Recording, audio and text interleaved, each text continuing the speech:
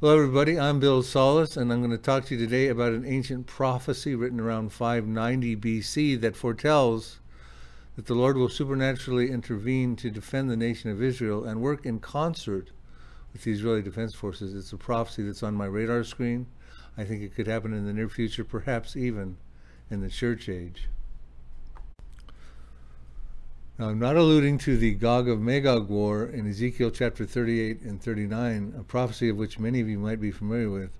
You see a map up on the screen of the ancient names that Ezekiel wrote about, and a group of invaders are going to come in the latter days and invade Israel for plunder and booty, and alongside you see the modern day equivalents who the consensus among the scholars might include Russia as the lead player in this coalition, bringing with them Turkey, Iran, Ethiopia, Sudan, Somalia, Libya, Algeria, Tunisia, perhaps even Morocco and Germany.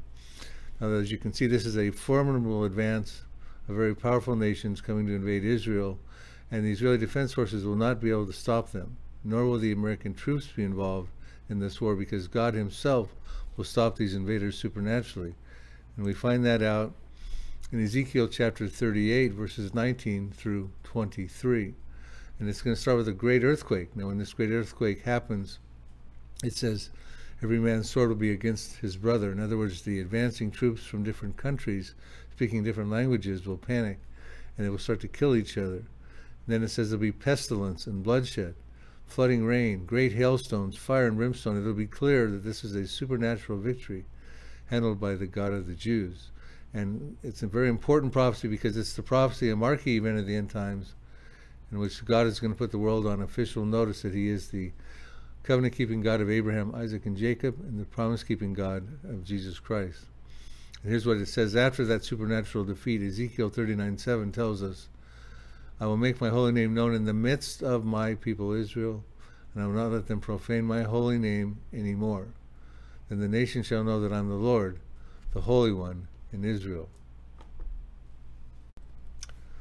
Now, I had stated that the Israeli Defense Forces, the IDF, will not be involved in the fighting of Ezekiel 38 and 39. However, the IDF is involved in numerous biblical prophecies, prophetic wars that I believe happened before the tribulation. They're pre-tribulation wars. You see a list of them.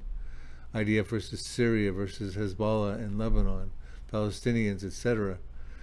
I do believe these prophecies will find fulfillment before the tribulation and perhaps even in the church age, depending on when the rapture happens. We point out in the DVD called The Pre-Tribulation Prophecies that Tom Hughes and I put together a prophetic documentary why these wars are pre-tribulation wars, because the Israeli Defense Forces are not fighting in the tribulation, nor are they fighting in the millennium.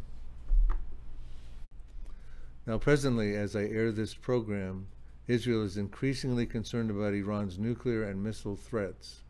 In fact, in May of 2022, Israel conducted one of the largest military drills in their history called the Chariots of Fire. And it was intended to fight a war against Iran and a multi-front war against Iran's proxies, which would include Hezbollah in Lebanon, Syria, Hamas in the Gaza, the Houthis down in Yemen, Shiite militias in Iraq, just to name a few. In fact, Iran also came out in November of 2022 and boldly claimed that they have a missile, a hypersonic missile that can reach Israel in 400 seconds, which is 6.66 minutes. Now, this type of missile can carry a nuclear warhead and travel 5 times the speed of sound. Also, Iran came out shortly thereafter and said we have an underground air base from which they can launch send their jets and their ballistic missiles within those jets at Israel.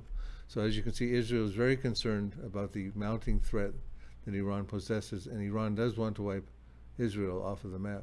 I'm going to show you a video clip that Iran prepared for what it has in store for Israel with its portable rocket launchers and its underground missile silos pointed at Israel with missiles that can get there in 400 seconds.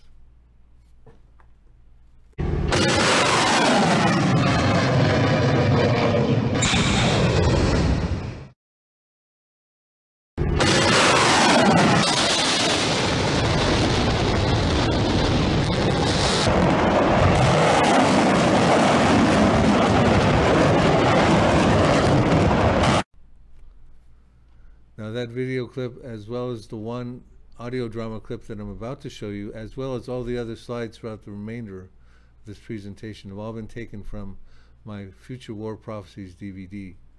You can see the list of some of the prophecies, the wars covered in the DVD, and also in the book that goes with it. The war between Israel and Syria, the proxy war, the Psalm 83, final Arab-Israeli war, Ezekiel 38, we talked about briefly at the beginning of this show. The seal judgment wars, the trumpet wars, the fifth and sixth trumpets, the war in heaven between Michael the archangel and Satan, the final campaign of Armageddon, the battle, go through 11 stages on that. So it's a great DVD and book for you to have in your library. Good evening, ladies and gentlemen. This is Peter Grant. We're breaking into your regularly scheduled programming to bring you this important news alert. War has broken out in the Middle East between Israel and its neighbors. I repeat, Israel is at war with several of the nations that surround it, including Syria, Lebanon, and Jordan. We have a correspondent, Olivia Markel, who is standing by live in Tel Aviv. Olivia, what can you tell us about the situation at this hour? Peter, we have reports that the Israelis are fighting on several war fronts, even as we speak. The Israeli news reports that the initial conflict began early this morning when missiles were launched from Syria and southern Lebanon into Israel. Hezbollah, the terrorist organization, is being blamed. However, Al Jazeera TV is stating that the Israelis were first to strike inside Syria, instigating the exchange. In any event, we do have confirmation that at least 2 missiles landing in Israel contain chemical warheads. I repeat, chemical warheads. That audio clip you just saw came from an audio drama called The Coming Global Transformation. It's a collaborative work I was able to do with Jim Tetlow and Brad Myers. Matter of fact, I invite you to go online, Google search The Coming Global Transformation. You'll find right at the top that you can actually listen to the audio drama online for free, the 22 different scenes, which covers not only the Middle East wars like the clip you just heard, but also gets into UFO deception, the harlot world religion, and much, much more. So I encourage you, Google search The Coming Global Transformation and be benefited by this wonderful audio drama. Now, The Coming Global Transformation is also available on Kindle on Amazon for free, so you can read the script in its entirety. And it's also available as a CD for an audio version as you're driving in your car if you want to listen to the 22 scenes as well. Now, that audio drama, the conflict involved Hezbollah and Syria in a confrontation with Israel, but it also included Jordan. And some of you might be thinking, well, would Jordan really be involved? They have a peace treaty with Israel, and presently, of course, they do. However, Scripture informs us that that peace treaty is temporary at best. I'm going to show you 3 prophecies involving Jordan in a confrontation with Israel, whereby that peace treaty is non-existent. We're going to start with the first one in Jeremiah chapter 49, verse 2. Which says, "Therefore, behold, the days are coming, says the Lord, that I will cause to be heard an alarm of war in Rabbah of the Ammonites." Now that is northern Jordan. Ammon, Jordan, is where the capital is. And it says, "It shall be a desolate mound, and her villages shall be burned with fire. Then Israel shall take possession of his inheritance, says the Lord." So this involves Israel at a war with Jordan.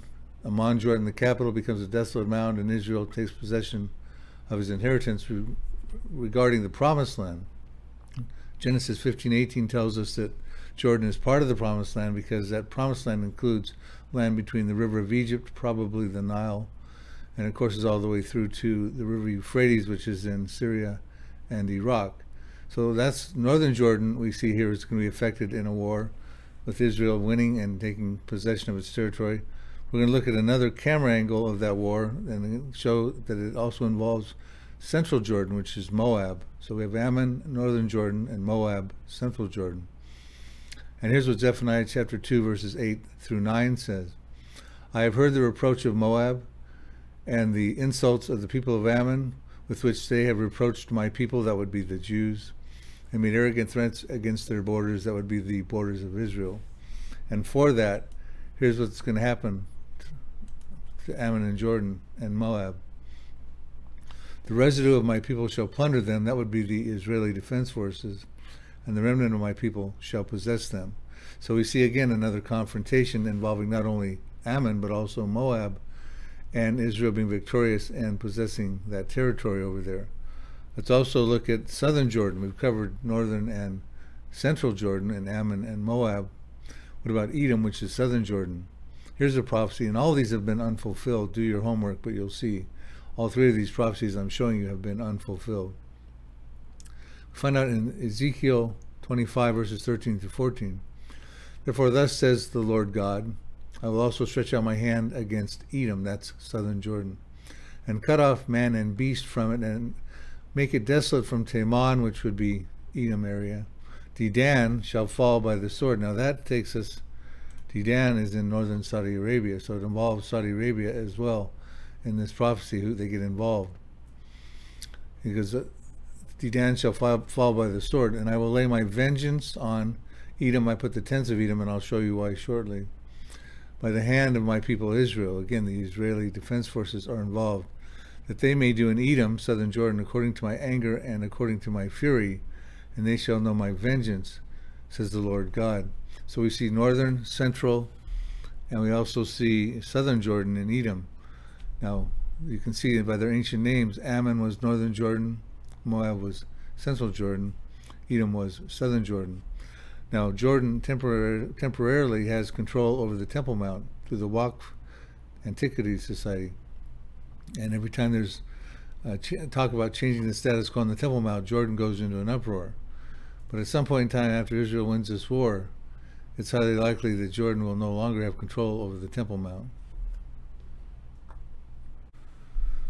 So at the onset of this video, I mentioned that the Lord will supernaturally intervene to defend the nation of Israel and work in concert with the Israeli Defense Forces, and that was not concerning the Ezekiel 38 and 39 prophecy, in which the Lord does also intervene. I'm talking about an entirely different prophecy in Zechariah chapter 12, verses 1 through 6.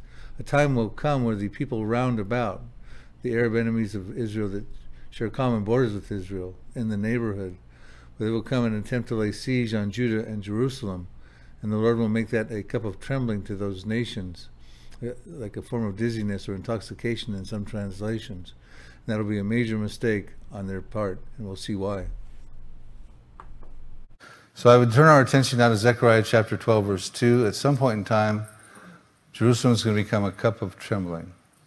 It says, behold, I will make Jerusalem a cup of trembling, or dizziness in some translations, unto who? Unto all the people round about. And when they lay siege, it shall be when they lay siege against both Judah and against Jerusalem. Okay, when they do that, it's become a cup of trembling to them. Okay, and I believe that's going to happen real soon.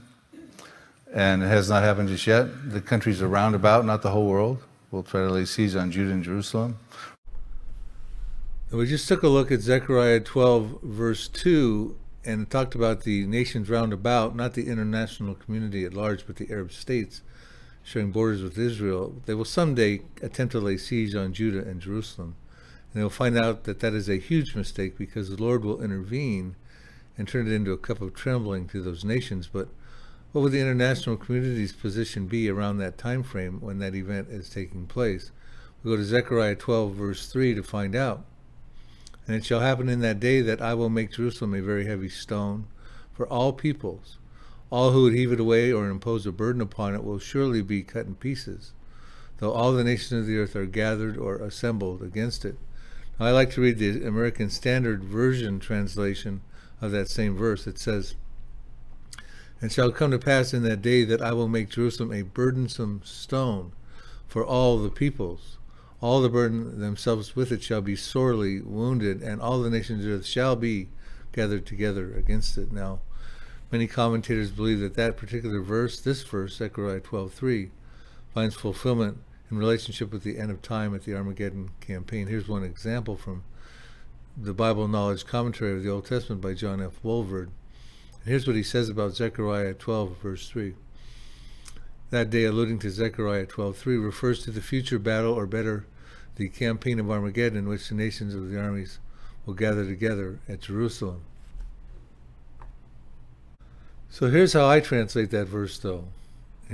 Basically, I believe that when Israel's surrounding Arab neighbors attempt to besiege and to falsely and forcibly possess Jerusalem in that day, the international community will attempt to intervene and impose a burden upon the city. Zechariah warns that this is a bad idea because the burden will boomerang back to sorely wound or cut to pieces those nations.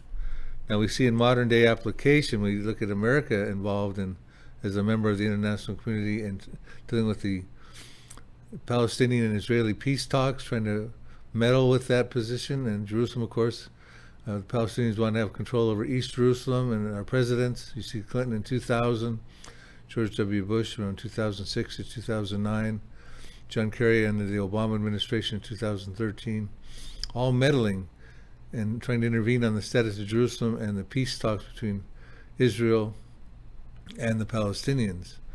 We also see that take it back in time, the United Nations in the November 29, 1947, Resolution 181, also called the Partition Plan, when they were going to make Israel a nation again, they were going to have a problem with Jerusalem, and they were going to call it an international zone. So we find back at the Partition Plan, even back then, the international community was meddling about the status of Jerusalem. Then in 1948, of course, Israel became a nation, but Jerusalem was considered an international zone. Now, the Arab states around Israel, the ones we're talking about that will someday lay siege against Judah and Jerusalem, they all voted against there being in Israel. And then when Israel became a reality in 1948, they came together in a war. Now, the Arabs lost that war, and as a result, we had a phenomenon hit the scene called the Palestinian refugees. You see a picture there of some of these Palestinian refugees back in 1948 and 1949 in their tent communities. I believe the Bible alludes to them as the tents of Edom. Tents of, in the Bible, can mean refugee conditions or military encampments. And they show up in Bible prophecy. Now, the Edomites, ancient Edomites, have ethnical representation in the Palestinians today. Now, not all Palestinians have Edomite descent, but we can certainly trace their lineage of the Edomites into the Palestinians. Now, they show up in a prophecy in Psalm 83. In verses 6 to 8, it identifies by their ancient names. It starts off with the tents of Edom in the lead role. And the Ishmaelites, Moab, the Hagarenes, you see their names up there by their ancient names. I'll show you a map of their modern-day equivalents in just a moment. And what they're going to form a confederacy, and they're going to want to destroy Israel. And their goal, it says in Psalm 83, verse 12, is that they want to take for themselves the pastures of God. They want the promised land for their possession. So in a summary, what you have is these countries here, tents of Edom, the Palestinians, you have inhabitants of Tyre, Lebanon, you see Syria. These are all the countries round about Israel that will someday lay siege against Judah and Jerusalem. A summary of the prophecy, Psalm 83:4 says they come together and they said, let's cut off Israel from being a nation, that the name of Israel may be remembered no more. And you see the list of the belligerents on the right, identified in their modern day names. And the goal of this prophecy, as I understand it, is they don't want a two-state solution, they want a one-state solution. They want to take over the land of Israel for the tents of Edom and have another Arab state called Palestine. Now, these refugees are numbered in the millions, and they're not just stuck in the land of Israel per se, but you see they're up there in the West Bank, which is also where Judea is. Judea and Samaria, the biblical heartland, encompassing the West Bank. And so you see you got a lot of the refugees in the West Bank. Of course, you got the Hamas and the Gaza over there, but you see those little red dots? These are refugees scattered throughout the whole Middle East, and they're struggling to have a homeland again because the Arab countries are not assimilating them into their countries. So also, as a result of that war, not only did you get the Palestinian refugee crisis, the tents of Edom, but the international community continued to meddle, and they attempted to divide the city of Jerusalem with the armistice agreements in 1949. Now, this was just to mean a line of demarcation. It was never meant to be permanent, and it didn't last very long. We'll show you in a moment. But you can see the international community is still meddling. Jerusalem was an international zone. Now it becomes a divided city, which the Bible never called for Jerusalem to be a divided city. That's all man-made.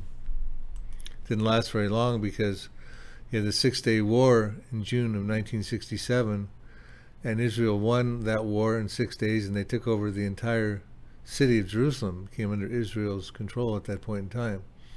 However, they granted control of the Temple Mount to Jordan at that point in time, which was a colossal mistake. Now we're going to find out how the Lord makes Jerusalem a cup of trembling to the Arab countries when they try to lay siege on Judah and Jerusalem. And we're going to draw our attention to Zechariah 12, verses 4 through 6. In Zechariah 12, verses 4, we find out that the Lord supernaturally intervenes on behalf of Israel to level the playing field against the Arab armies that are advancing, that vastly outnumber the Jewish state. And when the Lord intervenes, we find out in Zechariah 12, verse 5, that the Israeli defense forces become emboldened to such a point that they win a decisive victory against those Arab armies in Zechariah 12, verse 6. But before we do that, I've got a couple of slides I want to show you that help explain what's going on to get to that stage of Zechariah 12, verses 4 through 6. We take a look back at Psalm 83, Asaph, verses 9 through 12. When Asaph petitions the Lord on how he would like him to deal with the Arab confederacy that wants to wipe Israel off of the map. And what he says, deal with them as with Midian, as with Sisera, as with Jabin at the brook of Kishon, who perished at Endor, who became as refuse on the earth. Make their nobles like Oreb and Zeb, yes, their princes like Zebah and Zalmunna, who said, let us take for ourselves the pastures of God for possession. What he's talking about there is he's drawing our attention back to the book of Judges, chapters 4 through 8. And at that time, in Judges chapters 6 through 8, you had Gideon, who warred against the Midianites, who had oppressed the Jews for 7 years. And Gideon, with his 300-man army and the help of the tribe of Ephraim, killed 120,000 Midianites. They killed Zebah and Zalmunna, the kings, and Oreb and Zeb, the princes. And when that battle was over, and the Lord helped them miraculously to win, when that battle was over, the Midianites never again oppressed the Jewish people.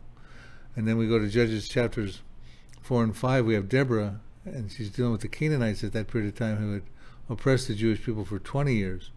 And their king was Jabin, and his general was Sisera. And so Deborah was told to get her general Barak and go defeat them. And they also won that war, and the Canaanites never again oppressed the Jewish people. So what we have is Asaph is petitioning the Lord to deal in that precedent, help the Israeli defense forces, empower them to get rid of the kings, the princes, the infantry, the leaders, everyone, so that the Arab Confederacy can no longer oppress the Jewish state. And of course, we see that the Arab countries have oppressed the Jewish state since 1948, wars in 1967, 1973, and Israel is surrounded by enemies even today. Asaph goes on to say in verses 13 through 15, make them like whirling dust, like chaff before the wind, like stubble, like burning wood, like a blazing mountain fire, like the tempest before the storm. In other words, he's saying to the Lord, help them win this war decisively and reduce the Arab Confederacy into never oppressing the Jews again, like the images of whirling dust, chaff before the wind, etc. So now let's see how the Lord is going to make Jerusalem a cup of trembling to the Arab states around them, around Israel, who attempt to lay siege on Judah and Jerusalem. Zechariah goes on to say there's going to be some divine intervention when this happens. He lays out 3 segments of what the Lord's going to do. In that day, when Jerusalem becomes a cup of trembling, to all the nations round about, the surrounding countries, who happen to be, I believe, Psalm 83, I will strike every horse with confusion and its riders with madness. I will open my eyes on the house of Judah. I will strike every horse of the peoples with blindness. So remember when Zechariah wrote, they rode horses. I don't think the Arabs are going to be coming against Jerusalem on horseback. So we have to put this into a modern day vernacular and equivalent. So what he says, the first thing that's going to happen when this happens, and they lay siege on Judah and Jerusalem, first it appears the Lord will cause the Arab artilleries, tanks, and armored vehicles to malfunction. I will strike every horse with confusion. Now there's historical biblical precedent for this. We go back to the Red Sea, the exodus of the Hebrews out of Egypt. In Exodus chapter 14, verses 34 through 35, the Hebrews got their backs against the Red Sea. The Egyptian army and Pharaoh were barreling down against them. The Lord puts his cloud in between them to protect them. And here's what happens before they come after the Jews in the Red Sea parts. Now it came to pass in the morning watch that the Lord looked down upon the army of the Egyptians through the pillar and fire and the cloud. And he troubled the army of the Egyptians, and he took off their chariot wheels, So they drove them with difficulty. Now the Hebrews didn't sneak around and do that. The Lord went in and he took off the lug nuts. Now the Egyptian chariots were world famous. They were the most state-of-the-art Egyptian chariots at that time. So he levels the playing field, he takes off the lug nuts, and it says, the Egyptians said, let us flee from the face of Israel. The Lord fights for them against the Egyptians. So hopefully some of the Egyptians fled, we just don't know, but of course Pharaoh comes in with, missing chariot wheels and stuff into the Red Sea. The Red Sea parts, the Hebrews go through, and Pharaoh's armies go in there, and the Red Sea's collapse on them, and that ends that war. So we have historical precedent of malfunctioning going on. In that case, chariots. The next thing it goes on to talk about in Zechariah 12 verse 4b, I will strike every horse with confusion, the malfunctions, and when that happens, the riders will go mad, they'll be filled with madness. So basically, second, these malfunctions apparently create hysteria among the enemy soldiers, like it did with the Egyptians, and its riders with madness. So this is going to panic the Arab countries. Okay? Now we have an example. Remember I told you Asaph petitioned the Lord to deal with them like Gideon did with the Midianites? So let's look at that account here, the madness that happened when the Lord intervened on that.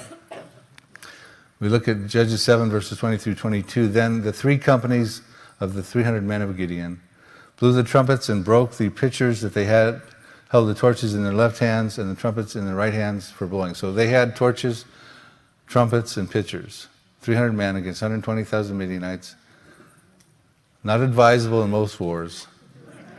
But the Lord told Gideon, this is how we're going to do it. And they cried, the sword of the Lord and of Gideon. And every man stood in his place around the camp. They lit their torches up inside the pitchers. They shouted their trumpets out and shouted, the sword of the Lord and of Gideon. And the whole Midianite army of 120,000 ran and cried out and fled. When the 300 blew the trumpets, the Lord set every Midianite man's sword against his companion. So the whole camp and the panic-stricken Midianites army fled to Beth-Acacia toward Zerah and the border of Abel-Malah of Tabbath. So this, the Lord supernaturally intervened. They went mad. So after the artillery's malfunction and the Arab armies, now these are my interpretations, but the Arab soldiers go mad, like we have this example here. Then it goes on to the third stage. When the malfunctions happen and the soldiers go mad, the Lord will strike every horse of the peoples with blindness. So the Lord will turn his favor, third, will turn his favor toward the IDF, and somehow the guidance, radar capabilities of the enemy's tanks, jets, rockets, etc. will become disabled, and I will strike every horse of the peoples with blindness. So, okay, that's one way to level the playing field, right? Malfunctions on the artillery, madness on the soldiers, guidance and radar systems that don't work. I could be entirely wrong, but that's how I'm interpreting this prophecy. It's in relationship to the day that the Arabs come against the people round about, to lay siege against Judah and Jerusalem. The fourth thing that happens is the Israeli soldiers are emboldened when they see this intervention happen. It says in Zechariah 12:5, and the governors of Judah, read that as the captains of the Israeli defense forces, shall say in their heart, the inhabitants of Jerusalem are my strength, and the Lord of hosts their God. So fourth, the Israeli defense forces will become emboldened to battle as they witness the enemy's equipment malfunction and the Arab armies panic. They will gain courage as they focus on their fight to regain sole sovereignty over Jerusalem, which has come under siege, Judah and Jerusalem. Then it goes on to say how this will conclude after the playing field's been leveled, the battlefield. Zechariah 12:6 says, and in that day, again we're talking about when they lay siege on Judah and Jerusalem and all those divine interventions from the Lord has happened. I will make the governors, the Israeli defense forces if you will, of Judah like a fire pan in the woodpile and like a fiery torch in the sheaves, and they shall devour all the surrounding peoples on the right hand and on the left, but Jerusalem shall be inhabited again in her own place. Yes, Jerusalem. So we have a picture imagery of a fire pan as a battlefield. The Israeli defense forces represent a fiery torch. The surrounding peoples represent sheaves. We know who will win that war. And they will devour them on the right hand and on the left hand. So we have to ask ourselves the question, the peoples round about, Are there people roundabout on the right hand and the left hand that have claims they feel they want to lay siege on Judah and Jerusalem, which they will do? And I say, yes, there are. And they're not in Ezekiel 38. They're in Psalm 83. So Zechariah 12 has not found fulfillment yet. Zechariah 12 through 6 there, that we just talked about. So in conclusion, a day draws nearer where the Arab states around Israel are going to attempt to lay siege on Judah and Jerusalem, a final attempt. And when that happens, the Lord will make Jerusalem like a cup of trembling to those Arab states. He will also supernaturally intervene to level the playing field against the Arab armies versus the Israeli Defense Forces. The Israeli Defense Forces will be emboldened when they see that happen, and they will win a decisive victory, a final victory on their Arab enemies to the right hand and the left hand. They will devour them and defeat them. And when that happens, it will fulfill a prophecy in Ezekiel 28 that talks about the Lord executing judgment upon the Arabs around them. And here's what it says. Thus says the Lord, when I have gathered the house of Israel from among the peoples whom they are scattered, and am hallowed in them in the sight of the Gentiles, then they will dwell in their own land which I gave to my servant Jacob. And they will dwell safely, and they'll build houses, and they'll plant vineyards. Yes, they will dwell securely. When I execute judgments on all those around them who despise them, then they shall know that I am the Lord, their God. This is coming. This day draws near. We may see it happen during the church age, and if we do, how will that affect you and your walk with the Lord? Will you be able to evangelize and give a defense for your faith, knowing this prophecy beforehand is about to happen? I hope so, and thank you so much for watching.